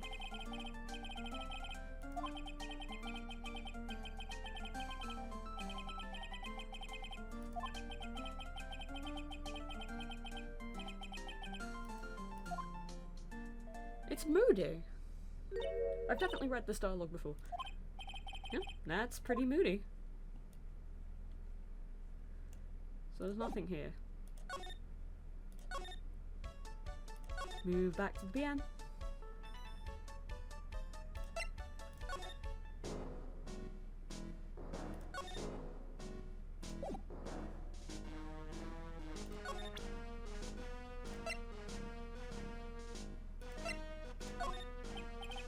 Did you take a look at this?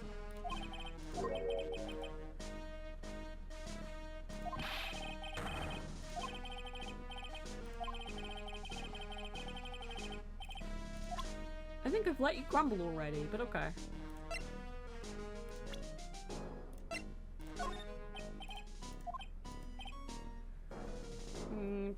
Presenting the other woman in the case to him doesn't seem to work.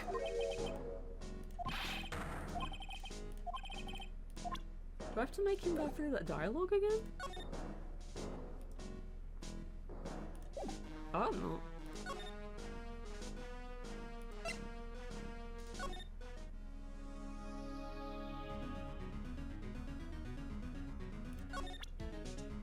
I'll take another crack at it.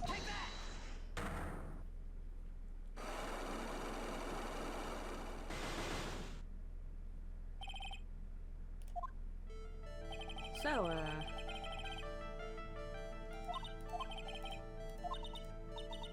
you got a boo-boo, and apparently it was gonna kill you. So, did it have something to do with,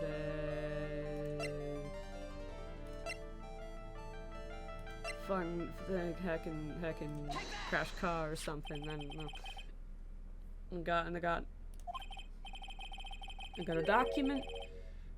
Car was in an accident.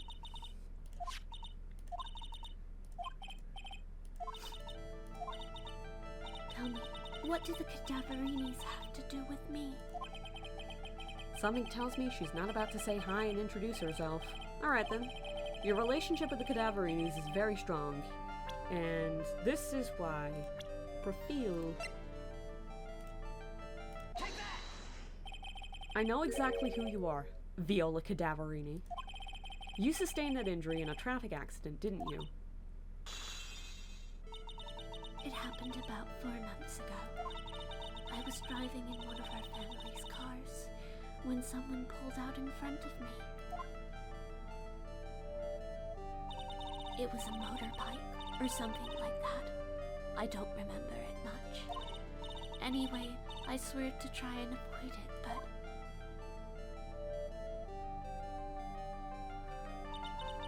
I took a blow to the head.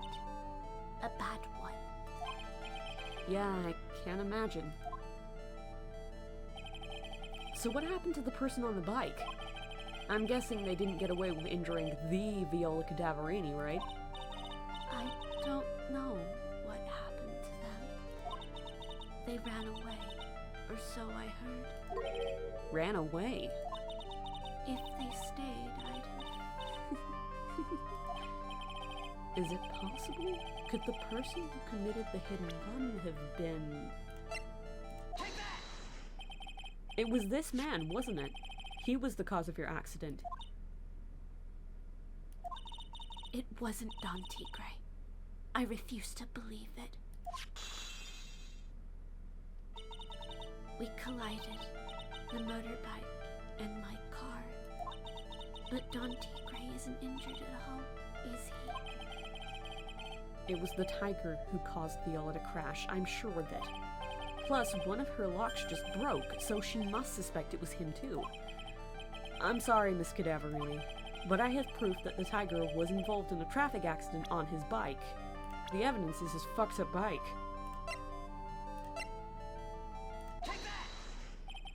It's not exactly a motorbike, but Mr. Tigre rides around on a scooter, doesn't he?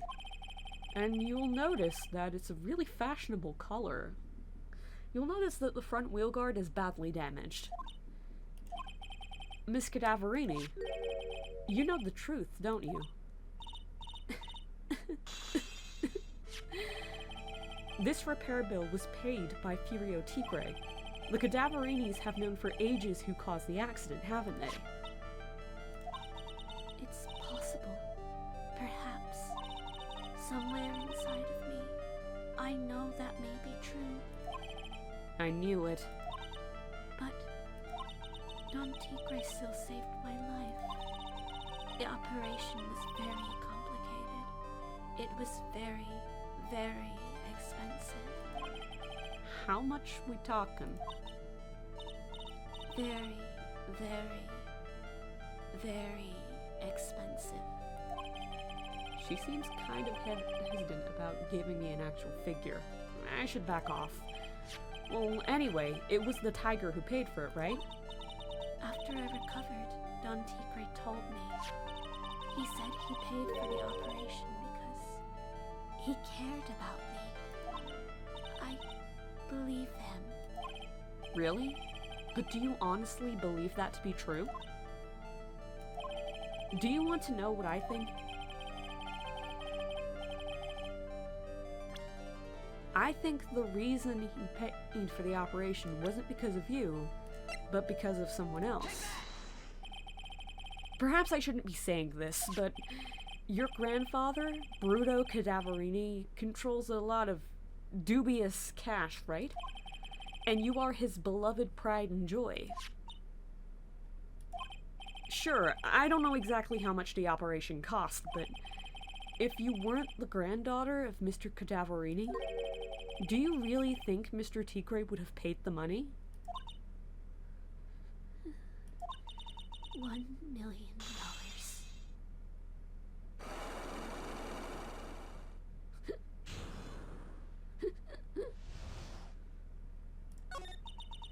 Four months ago, I was in a traffic accident. That's why I needed the operation. When I woke up, they told me it was nothing serious.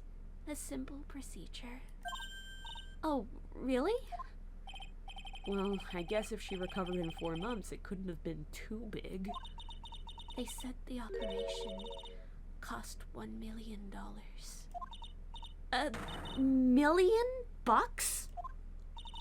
My grandfather ordered Don Tigre to pay $1 million in compensation.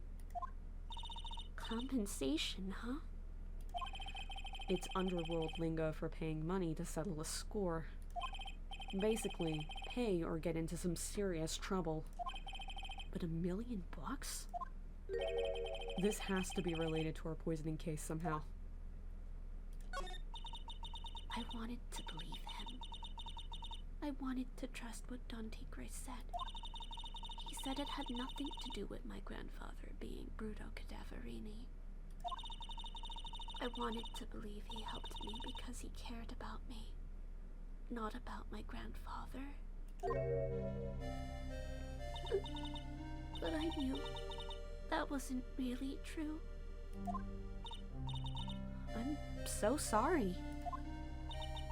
What he did to get the money it was evil.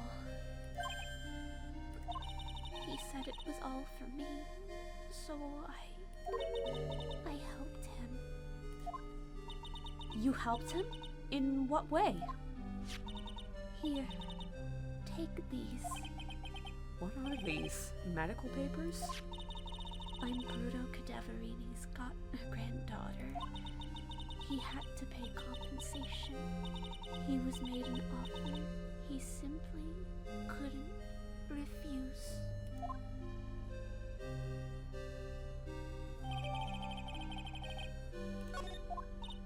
Wow, I feel so bad for her.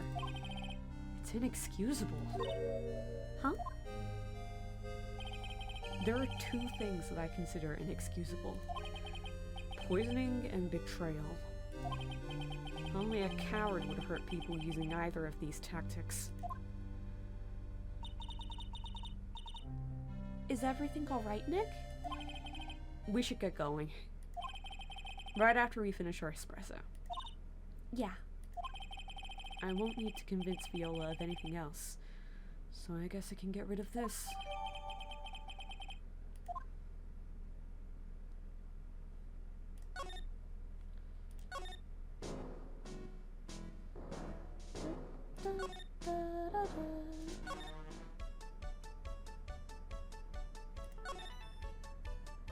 How's the kitchen doing, my babes? God damn it.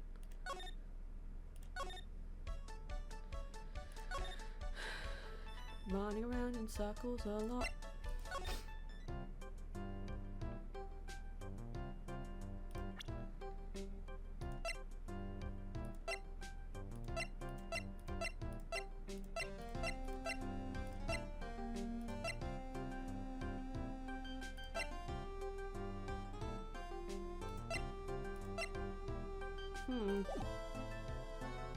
Should I try this again? I don't think I've done any better. I've already been online for 2 hours.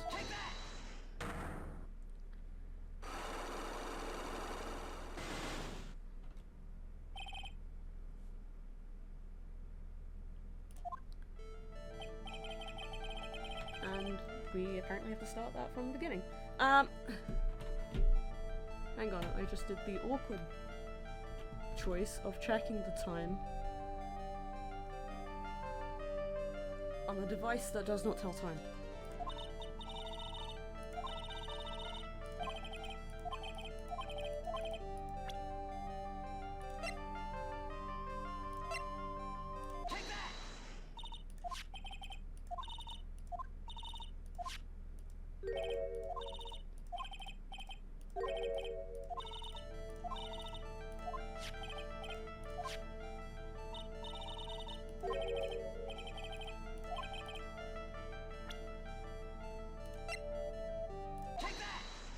Anyway.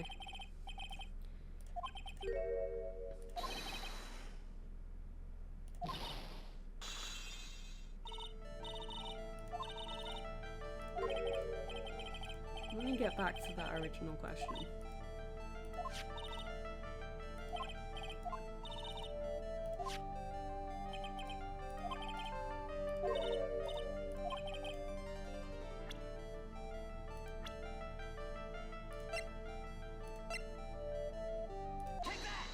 Anyway, Furio Tigre, the boss of a loan company called Tender Lender.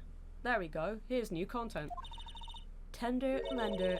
People with businesses should think harder before naming their offices. Like you're one to talk.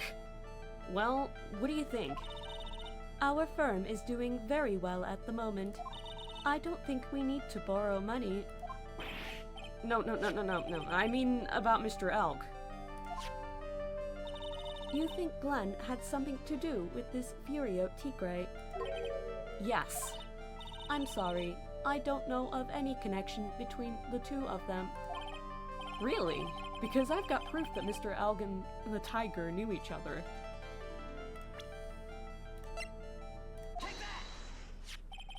Furio Tigre, aka the Tiger, is the boss of a loan office called Tender Lender.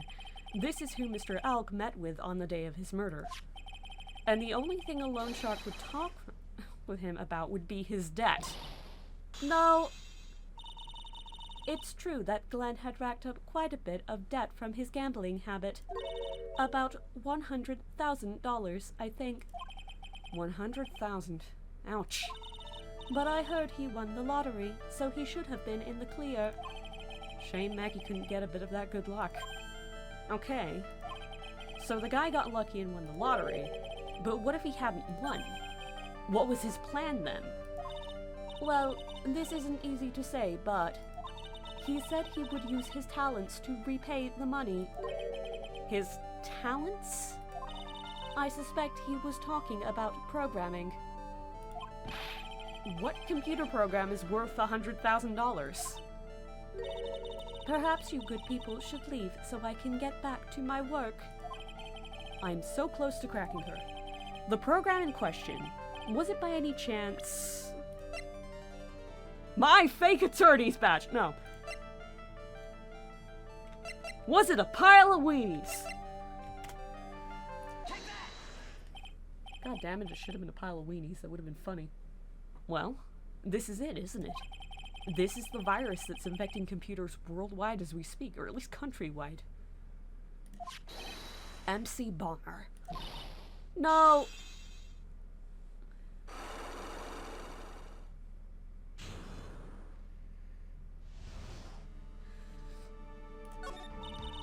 Glenn's head had more processing power than any computer, but it had been infected with a gambling virus.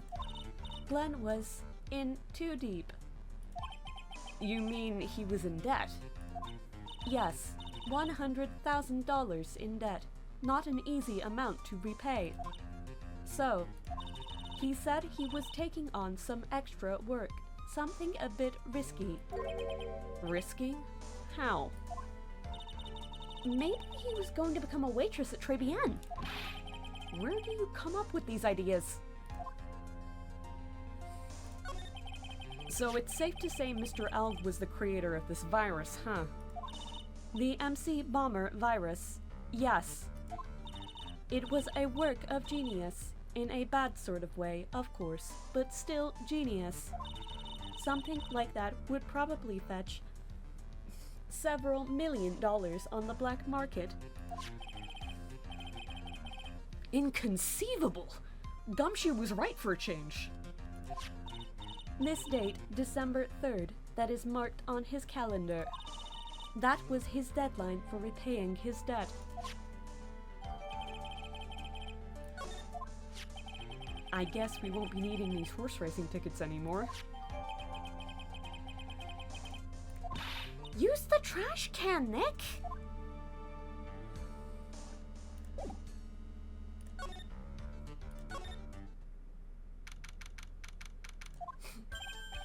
Bonjour, I've been waiting for you to return. Mr. Armstrong. Good timing. I was hoping to find you here. We'd like to ask you a few questions. Well, he hasn't got anything to say to you fellas. Ah! It's Shinyop! Who are you calling Zinyop? Ah! Come out from under the table already, Maya. Okay, hand it over. What? Yous want to play games with me? I don't recommend that. The medical papers, now! Oh, I think he wants Viola's papers back. You mean this? The $1 million medical papers? Miss Cadaverini trusted you. That's why she said that she helped you out. Forget about that. That girl's dumber than an eggplant. Yous wanna know what's sad? I'll tell you what's sad. And it ain't only her face. She thinks she's got power because she's Bruto's little girl. Now that's sad. I can't let you have these papers. Tomorrow in court, I'm going to expose what you did to get the $1 million you used to pay this off. Are you crazy or something? I don't care if you want to give it to me or not. There's 2 of us here. You got that? 2. Oh, Lee. Mr. Armstrong. Oh, forgive me, Désolé. I cannot argue with him. Ow! That really hurt. Damn. Is that all you got? Is that all you got? I'll be taking those papers now. Armstrong, get that lighter. Wait! Don't take it too hard. Phoenix Wright. That was so stupid. I shouldn't have let my guard down. Those medical papers were vital evidence. Hold it, pal! Detective Gumshoe! Detective? You think you're gonna stop me, copper? Beat it! Ah! Whoa! Come on, Gumshoe, keep it together. You guys get out of here! Leave this guy to me! But, go, pal, and take this! If you get hurt, who's gonna look after Maggie, huh? Alright, thanks, Gumshoe. Wait, Nick, don't leave me behind! I'll get even with that guy tomorrow. In court. Tender Lender is going down. Goodness gracious me. Good lord. An exciting episode.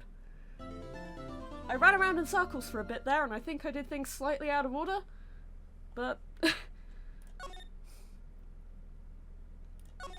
but we have finished our investigation. And that marks the end of a part. And we'll be going forward into part 4. Well, it says part 4-1 there. I don't know how long it's going to be. Oh dear.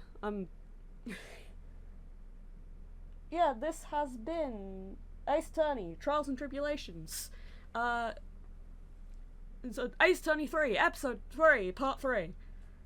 Yeah!